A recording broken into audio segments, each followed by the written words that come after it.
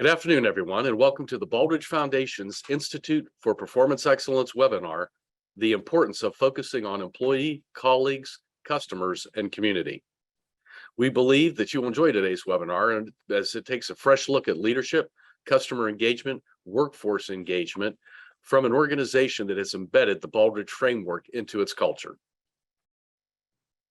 Before we get started today, I want to take a moment and recognize all of our great sponsors, and a special thanks to members of the Mac Baldrige Society who serve as the trustees of the Institute for Performance Excellence. And here's today's agenda. Our guest today is Tom Raffio, President and CEO of Northeast Delta Dental. Following his presentations, we'll have questions from the moderator and a few closing comments. So now I'm going to turn it right over to Tom to get us started. Tom? Thank you, Al, and thank you everybody for investing an hour of your time with me today. You can probably see from my office background, I'm actually in the office at Concord, New Hampshire. Beautiful, beautiful fall season in New Hampshire. Great place to be a business leader and a great place to raise a family. I also just want a little background, just so you understand, in terms of Northeast Delta Dental. We have about 1 million dental customers, dental lives we call them, in Maine, New Hampshire, and Vermont. There are other Delta companies across the country, but we're separate companies. The buck stops here in Concord, New Hampshire, although we do cooperate as a federation, so we can do national business. But my comments today relate to Northeast Delta Dental. Depending on where you are, you will have a local another Delta member company, some of whom do use the Baldrige framework, some don't. But my comments today relate specifically to Northeast Delta Dental. And again, I'm really honored to be able to spend some time with you, because I know that you're all practitioners of the Baldrige framework. And let me start there. I have been really a Baldrige believer since the mid 80s. I was in Massachusetts at the time, and at the time the state version of the award was called the Armin Feigenbaum Award, but it used the Baldrige framework. And in those days, for the most part, all that people knew about Baldrige was some guy, fell off a horse. But we engaged the framework by doing examiner training. And right away, I understood that category 1, being a servant leader, was going to really fit my skill set perfectly for what I like to do, which is getting out in the community, set the vision, set the tone, be a role model, doing well by doing good. And so when I arrived as CEO at Northeast Delta Dental in 1995, so that's about 27 years ago, the first thing I did was to develop the educational framework so all employees could understand what the Baldrige framework was all about. In particular, I'm focusing a little bit more today on category 1, because to me, the questions that the Baldrige framework asks about senior leaders is all about servant leadership, which has candidly been, the secret of our success at Northeast Delta Dental. So I've written 3 books. The latest one, Prepare for Crisis, Plan to Thrive. And I wrote it in the height of the pandemic. And one of the things that I learned during the pandemic was that the Baldrige framework really was responsible for our ability to be successful and then really thrive during COVID. So we had planned, we didn't necessarily predict COVID, but we had planned, because of the Baldrige framework, we had planned literally 10 years. We had a pandemic committee. So we had built up our reserves. We had built up all of our systems, including a phone system that allowed us to do distributed calls for customer service perspective. We had done all of the planning. So on March 16th, 2020, when the American Dental Association recommended that nobody could go to the dentist anymore, we were able to quickly shift all of our employees, except for people in the on support services, what we call our mailroom finance and myself, we were able to quickly pivot them to home to make sure they were safe. And then we worked on making sure that all of our stakeholders were thriving. So the first thing we did was we gave out grant money to our participating dentists so they could stay in business. We gave premium relief to our employers who had the dental coverage, because my thought was, well, we could keep the dental offices alive and well, but if employers who were suffering economically at the time, if they drop dental insurance, what good is the dental benefit if people couldn't go to the dentist because they dropped the dental insurance? So we had taken care of first our employees, and that's, hence the title of my talk today, focusing on employees, making sure they were safe, then making sure that our customers could continue to thrive, and then our community, which I would include our dentists, but also all the nonprofits, that we supported. So I thank the Baldrige Performance Framework for that, because we were the leading company in New Hampshire in terms of, giving back at the height of the pandemic in 2020.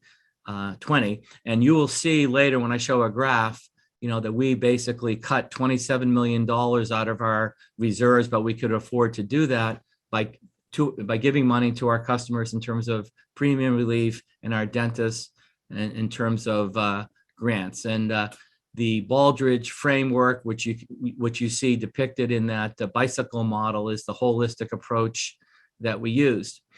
So I'll talk more about that as the talk proceeds. But for a long time, along with one of my colleagues, I wanted to study, does this work if you're also a very large company, or if you're a very small company? So, and by this, I mean, we all know from Sir Richard Branson and others that, like the perfectly sized company, between 100 and 200, that's nimble enough so it can pivot, but not too large, so it's too overly bureaucratic, but also too small, 3 people, let's say. Could the Baldrige Performance Excellence Framework work for those size companies? Because I'll readily admit that what works at Northeast Delta Dental, part of that is because we have 200 employees all rowing in the same direction. We have, one location in Concord. I can literally see them, whether it's in person before COVID or in a hybrid mode now. I can get a hold of all 200 employees and deliver a message and get everybody on the same page. But can that also work, if you literally have millions of employees, or if you have 3 employees? So along with a colleague of mine, we did some study on Walmart, and then there's a restaurant in New Mexico, Sazon, very, very small, that we ran into on a recommendation. They're in New Mexico. Obviously, Walmart's national, but their headquarters, in Arkansas. So the rest of my talk, I'm going to compare and contrast what we do at Northeast Delta Dental vis-a-vis Sazon, as well as Walmart. So all of these 3 organizations have won a number of awards for excellence. And again, I'll credit the different awards that I've won professionally, or the company has won. First of all, it's all based on team. I just happen to be the face of the franchise, but obviously, as you all know, I can't be done without, unless I had all 200 employees rowing in the same direction. In fact, just today, we had a coffee with a coach. That's what the employees call me. And I randomly meet with new employees and seasoned employees. And we were talking about this very thing, that our handling of claims in the call center has been extraordinarily world-class, particularly during COVID. As mentioned, we had planned for a pandemic. So our new phone system was a distributed system, so we could migrate our entire call center to home, and we didn't miss a beat. In fact, some of our best call statistics, getting a human being, a knowledgeable human being, without an auto attendant, without terrific navigation things. During the height of the pandemic, people were getting us within, let's say, 25 seconds. So the metrics were actually better than they were pre-pandemic. And we continued, as I already mentioned, we continued to give out dollars to the community related not only to dental health, which is our mission, but also all the arts organizations, that were suffering. So we continued that. And of course, Walmart, everybody knows Walmart. And I realize, it may, in some respects, Walmart, the news on Walmart isn't always, 100% positive, in the press, but there's no denying the different recognitions that Sam Walton received, as well as all of the things that Walmart does in the community. And you probably have never heard of Sazon unless you've happened to be in Santa Fe and someone said to go to a restaurant. But you can see the awards that Sazon has won, and my colleague actually visited the restaurant, so it's all authentic. So we call our employees colleagues. Walmart calls their employees associates, and Sazon, they're called team members. And so whether you have 200, as we do at Northeast Delta Dental, as I've mentioned a few times, whether you have over 2 million employees, as does Walmart, or if you have 40 people, as Sazon has, the key is getting the discretionary effort to avoid what the new term out there is the quiet quitting, the malaise, the slumber, going through the motions. And I can tell you again, I mean, when our operation right now is hybrid, and most of the time people come in on Wednesdays, I see everybody, but it's just the opposite of quiet quitting. People are just so engaged, to take that extra step. The other thing is that to have missions and values that appeal and are motivating people to work. Now, you might think I'm guessing, and you don't have to reveal yourself, but I'm guessing a few of you thought, oh my God, I'm going to hear from a boring insurance CEO executive. Insurance is really, really boring, but dental insurance actually is not boring, because what it really is making sure that people go to the dentist and that everybody deserves a healthy smile. So that oral health component, people love that we are getting people to the dentist, because we focus all of our marketing on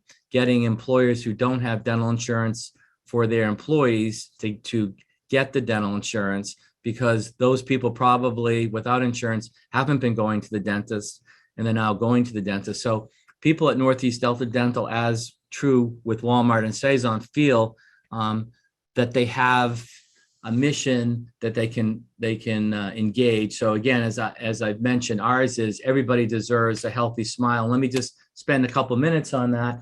And that is, everybody, and maybe most of you on this webinar, have traditional dental insurance coverage through your employer, or maybe you have it as an individual, but there are many, many underserved populations that don't have access to dentists.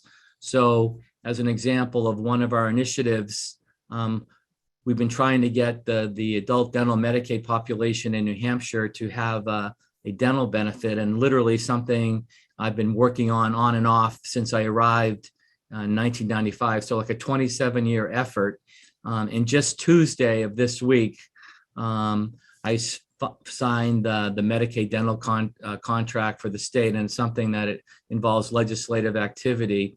But the whole point is, all of us at Northeast Delta Dental, for us to do that work, we have to have other ways of funding that, and that is through being efficient and effective with our traditional commercial business. So we all feel like we're getting behind that. And our values, communication, teamwork, quality, integrity, everybody signs off on that. And it was done through a process where pre-pandemic, flip charts and everything, where we said to ourselves, what are our values? And there was a lot of detail, but it always came down to these 4 words: communication, teamwork, and quality and integrity. So you're aware of Walmart's mission and values. Today's mission: helping people save money and live better. And I know when my wife Ellen and I visit the Walmart in Concord here in New Hampshire, you can see it. You can see it in the customers, and you can see it in the employee colleagues. So when we were doing this analysis of Northeast Delta Dental vis-a-vis Walmart, it was unbelievably similar, their 4 values and our 4 values. And then I tested it out by shopping at the Walmart in Concord, and I was saying to Ellen, my wife, geez, I may never go to another store based on the real positive experiences that we've been having with Walmart. Now, Sazon mission and value. The chef Fernando Olea transcribes his mission statement into a more humble sort of prayer, and you can read that, but it is done in a way, not necessarily in a religious way, but it is really done so that his employees feel that they have a higher good. It's not just the sort of the run-of-the-mill restaurant. And my colleague who went to that restaurant said this was totally authentic, and it all came out. So if you are in Santa Fe, I would say that it would be worth your while to check it out and go to Sazon and see if your experience is the same as we had. Now, he expresses it in a prayer, but in effect, it's the values and mission. So communication. My first book, it's called "There Are No Do-Overs," was written with a basketball player because I wanted people to buy the book. Basically, chapter 8 is all about communication. And what I found during the pandemic was that communications was even more important than before. And by that, I mean when, as I mentioned, on March 16th, when people could no longer go to the dentist, pretty much 80% of the people at Northeast Delta Dental, at that point, there wasn't work for them to do. So we, in a very servant leadership-like way, authentically told them that there's going to be a while where you're going to need to be furloughed until we get the dental operation back up and running. So I had provided literally daily emails, as well as videos and other ways of communicating with employees, both the ones that were still currently employed as well as the furloughed employees, giving them a sense of when would we return to active business. And the human side of this is that people want to know that you're also in it knee deep. And so I don't know about your routines during the pandemic, but mine was getting up really early, doing a workout, doing some emails from home, and then coming into the office. So when I was doing those emails, I have at that time an infant granddaughter living with us, and she's still living with us. And so one day in one of my emails, I included the photo of her. Her name is an unusual name. Her name is Havana. And so employees really gravitated around that for a couple of reasons. They liked the human side, but also that they understood that if they were working from home and they may be distracted, by their son or daughter or grandchildren, then that was okay. So I kind of stumbled upon that. And since March of 2020, well over 500 emails that until recently were literally daily. And now they're twice a week. And then there are other ways that I was communicating with our dentists to make sure that they knew that we were giving them grant money and how they could get back up and running, as well as our employers who had our coverage, so they knew that they didn't have to pay their premium. So that way they wouldn't drop dental. And then I knew dentists could handle COVID in terms of the process. And those of you that have gone to the dentist, and hopefully that's all of you since the pandemic, know that if anything, the process, is more efficient than ever. And of course, dentists have been working with infection control really since the 80s and 90s with HIV. So I wasn't worried about the dentists, but I was worried, would the body politic, would citizens, would people in your state go back to the dentist knowing that one of the ways you get COVID is through saliva? So I had to do a lot of op-eds, videos to make sure that people would go back to the dentist, because you didn't want to have people put off dental care. So we were able to communicate in so many other ways, like the op-eds and videos and TV. So dentists were able to see that the patients were flowing back, and it's worked out great. And the dental industry is really robust up here. And then, of course, we used to meet in person with all of our employees, and now we do it virtually, because still so many people are working from home. But because I know all 200 people so well, it's almost like they're right here in the office. Now, the chapter yet to be written is 5 years from now, as we hire people. And I've only met them in the parking lot during orientation, making sure we keep the the same culture. So going now back to Sazon and Walmart, you can see that they have that same type of communication. In the case of Chef Fernando, he has the ongoing dialogue with employees and has this thing called the sacred space of joy. Now, of course, in Walmart's case, with millions of employees, you're not going to have that same opportunity to meet every single employee. But the fact that the open door was a cornerstone of the culture, I think to this day, I think you still sense that, when you're in a Walmart. So the results, so we retain most everybody. We have very few openings. All the job offers were accepted. We still participated in climate surveys, employees engagement surveys, and we continued. If anything, we got higher marks in some of those awards that you saw in one of the earlier slides in terms of being a Hall of Fame, best company to work for.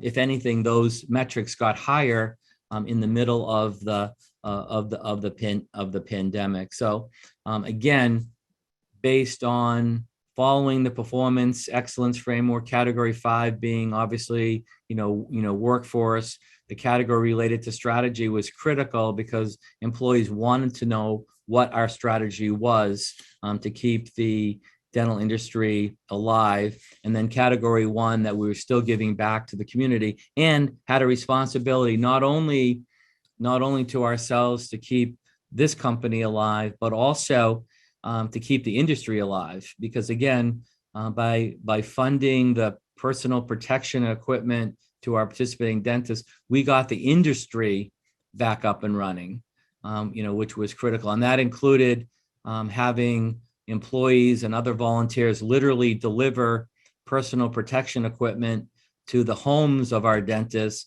because their dental offices, were closed.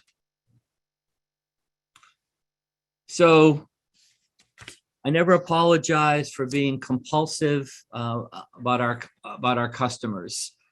We have about 60% market share. We have 1 million covered lives. So again, some of you are from much bigger states perhaps, but there's only 3.2 million people in New Hampshire, Maine, and Vermont, and that's all we can market to. And we have 1 million of them. And half of those 3.2 million people we can't market to, because without boring you, the way the Delta dental system works, wherever the headquarters are, that's the customer. So Walmart, for example, is a Delta Dental customer, but they're actually handled by Delta Dental of Arkansas. So if basically the million lives that we have, it's out of, it's out of about 1.6 million. 90% of our dentists participate with us, which means they're taking a discount, which makes it the premium more affordable for our customers. But the fact that 90% are in the network, that means that for the most part, people can find their dentist and not have to worry about a non-network situation. We have a world famous guarantee of service excellence. It was the first universal guarantee in the insurance industry. It really falls under Baldrige category 7, but we guarantee aspects of claims processing, customer service, that there be no inappropriate billing by the dentist, et cetera. And that's all embodied in a contractual guarantee of service excellence, which has really made us famous nationally. As mentioned, during the pandemic, we forgave $19 million in premiums. We spent $7 million on personal protection equipment and other ways of making sure our dentists stayed alive. And here's a key point. All of our dentists stayed with us, and close to 100% of our group stayed with us. So in our industry, group insurance, the industry average, because basically in group insurance, you have a 1-year contract. The industry average is 80%, and in dental, it's about 90%. So we were well above the industry average. And again, that relates to customer service and the embodiment of the Baldrige performance excellence. And again, you know how successful Walmart is. Again, I'm not saying all the press about Walmart is always perfect, but they are a very successful company. And take my word for it that Sazon is a very successful restaurant, and I hope you do make it to New Mexico, to personally experience that. So we started as a $50 million company when we started the Baldrige Performance Excellence in 1995 when I arrived. And you can see where we are now. We're closing in on about a $500 million company. You see the growth. You see the reserve growth, which was important because that allowed us to give back to the community. So that little dip that you see in 2020 was planned and affordable because that was the $27 million that we gave back to a combination of our customers and our dentists. So we paid that out of our reserves, and we're well on our way to getting now 1.2 million covered lives. So I show this graph not to brag, but just to say that it works. The performance excellence framework, and specifically, really being compulsive with your customers. The other thing I like about Baldrige too, by the way, is it is results orientated with category 7. So you can see the results right here. So philanthropy, giving back to the community, doing well by doing good, crucial. All the things that Walmart has done. You can do more research on that in terms of the K through 12 education, which is something I was chair of the State Board of Ed for many years here in New Hampshire, and it's something that I'm personally passionate about, particularly the early learning years, 0 to the pre-K years. Sazon donates to a number of nonprofits, and then our history here. As mentioned, everybody deserves a healthy smile. So we've made a huge effort to get that Medicaid contract. We support all local charities, not only in terms of financial, but also time.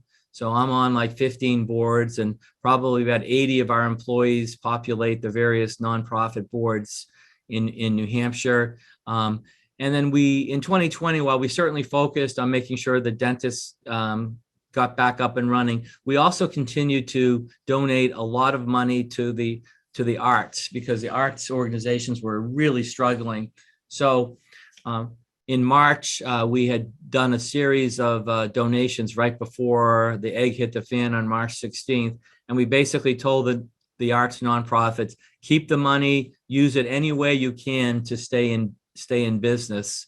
And many of them were able to stay in business and now are thriving. We also understand our public policy responsibilities. And then again, that's part of Baldrige Category 1. So we know that there's a shortage of dentists in certain territories in northern New Hampshire, certain parts of Maine and Vermont as well. So we have put up $6 million in student loan repayment programs to encourage dentists to settle in the underserved areas. We noticed back about 10 years ago that we needed some more graduates. So we worked with the University of New England, which happens to be in Maine, but services Vermont and New Hampshire as well. We gave them $2.3 million to start a dental school so that those new graduates would settle in Maine, New Hampshire, in Vermont. So that's working out really well. Nothing makes me smile more to see students that we gave scholarships to coming out of University of New England, and then I sign the participating contract when they actually become dentists and they settle in the underserved areas of Maine, New Hampshire, Vermont. It's such a beautiful circle. And we continue to do that with $4.6 million in scholarships and all the boards that we belong with. And then another passion I have is running road races. And so we sponsor many of those, but it's to bring communities together. The one major race that we sponsor is the Mount Washington Road Race. You run up the auto road, 7.6 miles straight up. But many of the dollars that runners and our sponsorship, that runners use for registration and our sponsorship, go to the Coos County Dental Family Health Center, because people in the North Country of New Hampshire were struggling getting access to dental care. So what we do is we combine, again, this is kind of category 1 of Baldrige. We combine our sponsorships with our mission. So it's great that runners are getting to run on Mount Washington, but dollars raised then go also to our mission. So you can kind of tell I'm a big believer in Greenleaf and the servant leadership and trying to inspire employee colleagues, with a mission statement that they can get behind and believe. And the thing I would say is that, particularly during the pandemic, people really appreciated authenticity and honesty. I didn't sugarcoat that some of them were going to be furloughed, but I was also clear that once I got the dentist back up and running, that they would come back. And so people were really, really appreciative. So you can be caring and compassionate, but you also need to define reality at times, and they were really appreciated that. And of course, Sam was the ultimate servant leader, and Chef Olea, obviously you've seen his beautiful mission statement. So I really I added this bullet on when I was finalizing the presentation that it is all about Baldrige, category 1 and servant leadership are really the same thing. So as I sum up, and this is where it's really important, depending on the size organization that you lead or work, is that this works whether you're a small restaurant or a multi-billion-dollar company. Organizations with servant leadership succeed because they first make sure that their colleagues are thriving, and then they really have a compulsive service level with regard to customers, and then of course the communities in which they operate, the various nonprofit. It has to be authentic.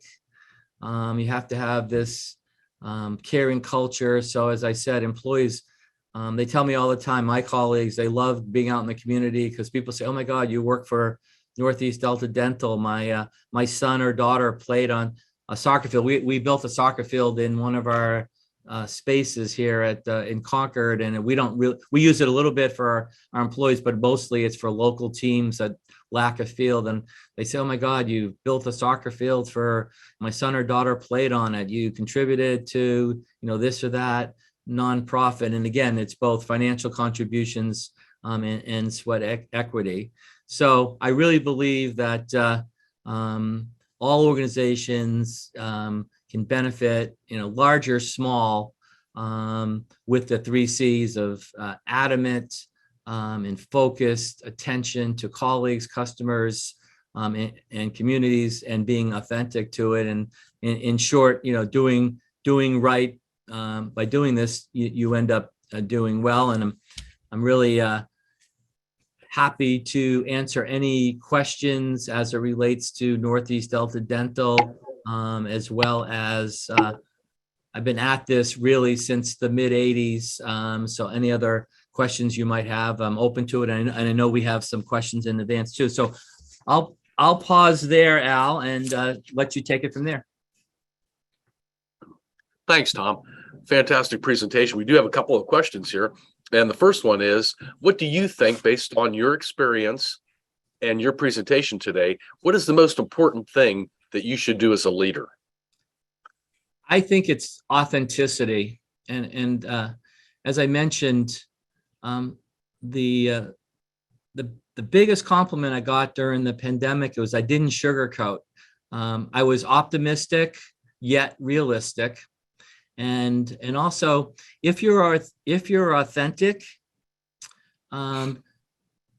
you can also make mistakes, and people know that you're trying to do the right things. So, for example, one of the initiatives I'm sure most people on this webinar are doing, there's a lot of work in diversity, equity, and inclusion. And in our case, we're staying in our lane there in terms of oral health disparities. But there are a lot of things that we're trying, and if people know that you're authentic in terms of a topic like diversity, equity, inclusion, then if you stumble on something, maybe use the wrong nomenclature or something like that, the fact that you're authentic, people give you the benefit of the doubt.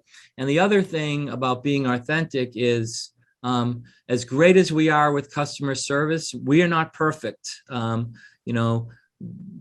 We pay 99.9% of our claims correctly, but that still is 0.1% of 2 million claims. Well, there's a number of people that maybe had a claim paid incorrectly.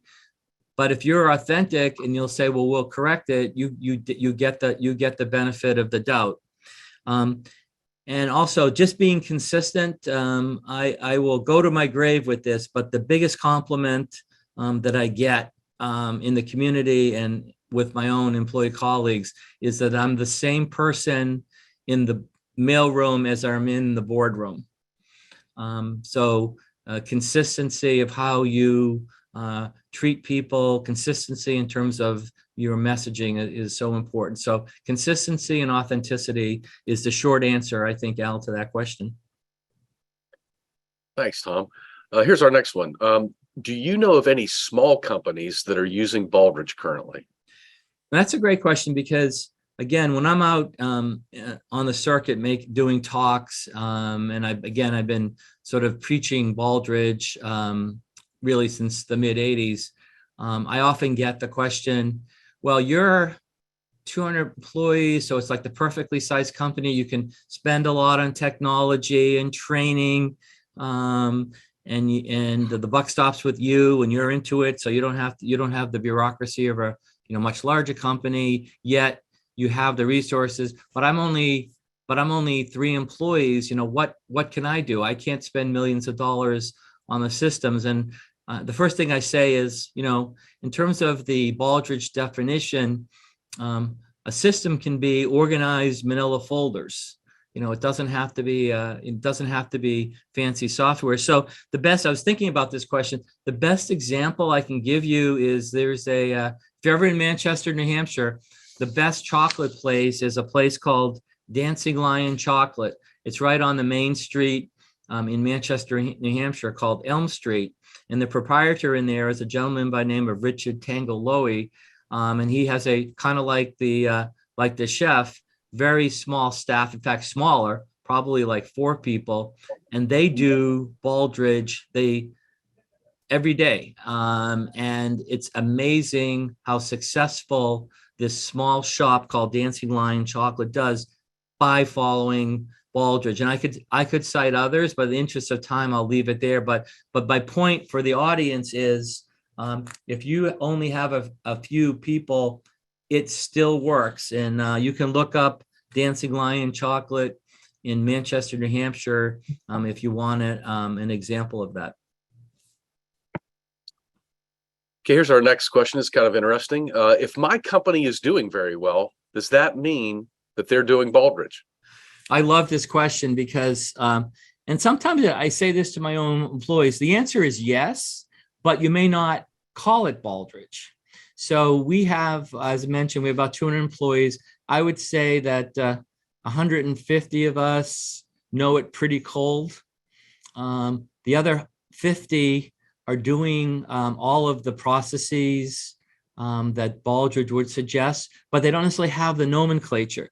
So the way I would answer this is, if you may not be using Baldrige as in using the nomenclature, but if you did an audit, and one of the best things I know that I give to neophytes on Baldrige is the Baldrige Excellence Builder, key questions for improving your organization's performance. And you can get that on the NIST. What you'll find is, oh my God, I am doing Baldrige. I'm just not calling it that. The holistic approach, the strategic planning, paying attention to your workforce, which is, category 5, et cetera. So you're doing all of this, but you may not be calling it Baldrige. So yes, I think that any successful company is using a holistic approach that mirrors the performance excellence framework, even if you're not calling it that. But I do think once you do that audit, and I'm using that in quotes, not as an official financial audit, but just kind of looking at your organization and maybe comparing it to the Baldrige Excellence Builder questions. If you look at it, I think you can take it the next level if you actually start using the Baldrige nomenclature, et cetera. But I would argue for everybody that's at the sound of my voice that any successful company is already holistically using the Baldrige Performance Excellence Framework, although they may not call it that. Okay, here's the next one. What should we focus on first as we get started on the pathway to excellence using Baldrige? Well, the one thing is, I know when I introduced it here in 1995, I made it clear that this was not going to be the flavor of the month. Some of you more seasoned people listening to this know, back in the 80s when Baldrige started, the Japanese motor companies were really, eating Detroit for lunch, and that kind of precipitated, a lot of, what we're doing.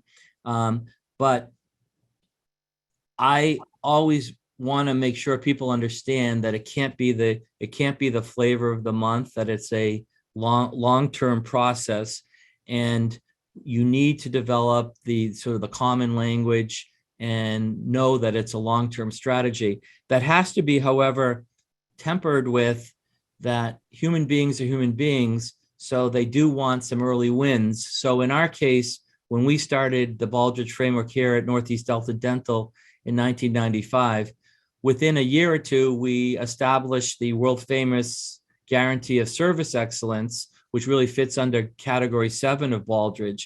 So people saw all the renown that the guarantee of service excellence was getting. So it almost energized them to further their Baldrige journey because they got some low-hanging fruit. So you do have to understand that this is a longer term process. You have to be disciplined about it, but you also have some fun with it, and you do need some early victories, because what you want is any employee colleagues that might be skeptical about them, you want them to have their road to Emmaus. You want them to go from a skeptical person to an ambassador. And so that's how you have to do it. And you definitely need leadership on board. And just for everybody's, I mean, I'm the CEO. So yeah, so I've been the CEO since 95. But when I was doing this at my former company back in the 80s, I wasn't the CEO. So you have to kind of use your charisma and other leadership skills you have, and you can do it. But I think you definitely have to make sure people understand that it's a longer term journey, but level set people with with the nomenclature. And finally, if you're already like in New Hampshire, there are a number of companies like us that have been named the Hall of Fame best companies to work for. When I talk with them, they already have the culture where doing Baldrige is the next step. So if you believe you already have a great culture, it's a great opportunity, to take the Baldrige and take it to the next step. Well, speaking of that, next steps, how have you sustained the excellence that you have achieved over the years? So I'll answer it really directly, which is I always keep the pedal on the gas pedal floored. Never rest on our laurels.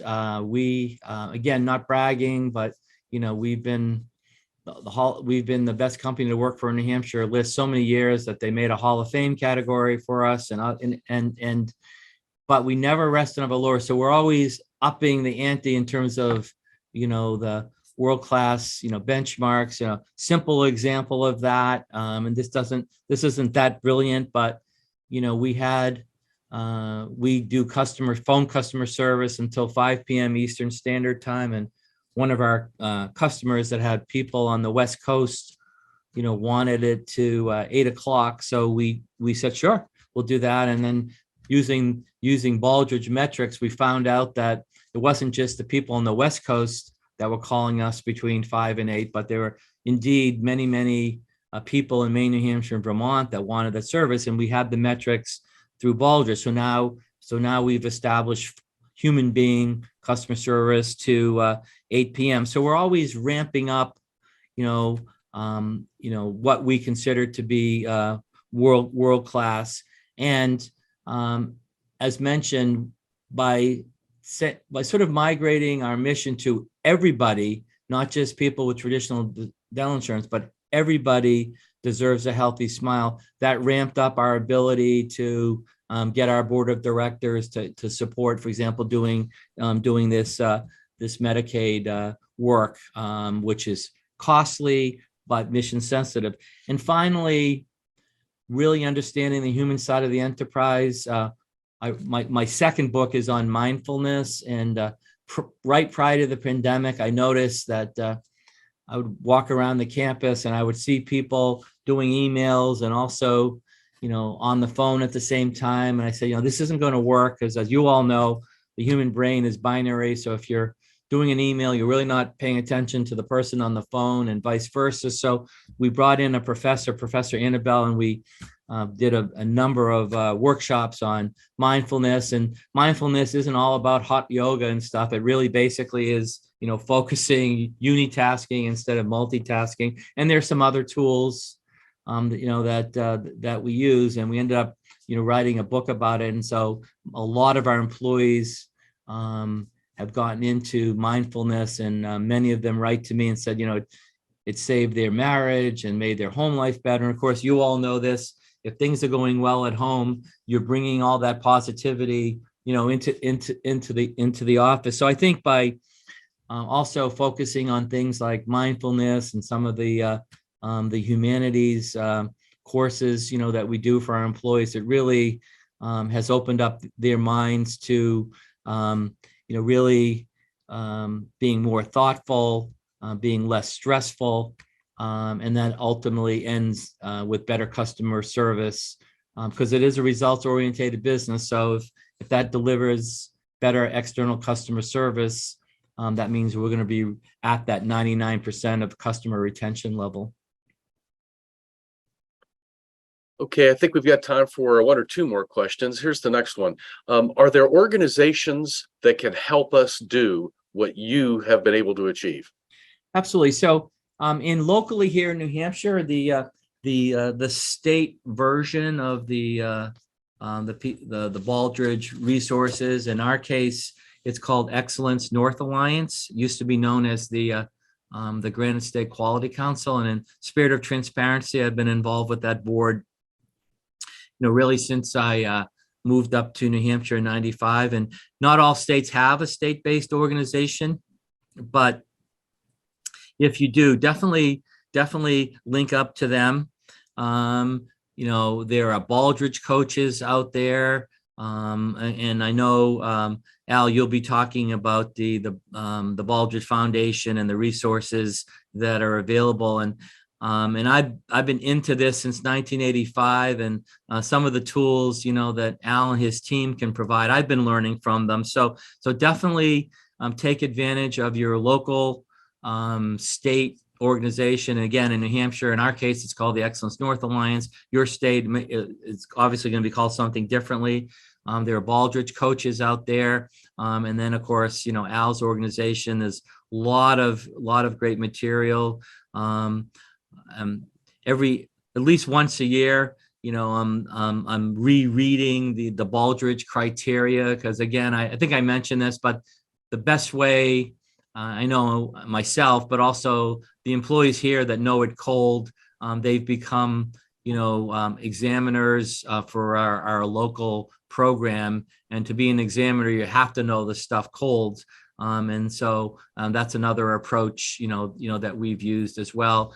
We recently sent 3 employees to the Baldrige conference that was in San Diego not too long ago. They brought back copious notes, and every year we send people to the Quest for Excellence as well. So it's really about for continuing education. The criteria does get tweaked, and of course, continuous improvement involves continuous education.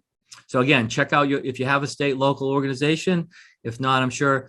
Al, we didn't plan this out, but this is your pitch for the resources that you have now. It sure is. But before I go to the next slide, there was one last question here, and I'm going to answer it myself, Tom, because it ties right into the resource piece. And that was, did Baldrige have an impact on thoughts around cybersecurity? And so what Tom talked about earlier, the resources that are available on the NIST website, to include the Baldrige framework. There's also the Baldrige cybersecurity framework, which takes the NIST cybersecurity framework and takes 30 plus years of Baldrige experience and weaves it into an overall organizational assessment. And so a lot of people have talked about the Baldrige cybersecurity excellence builder bringing the NIST CSF to life in an organization. And so that's a great tool that I recommend to anybody in the cybersecurity business.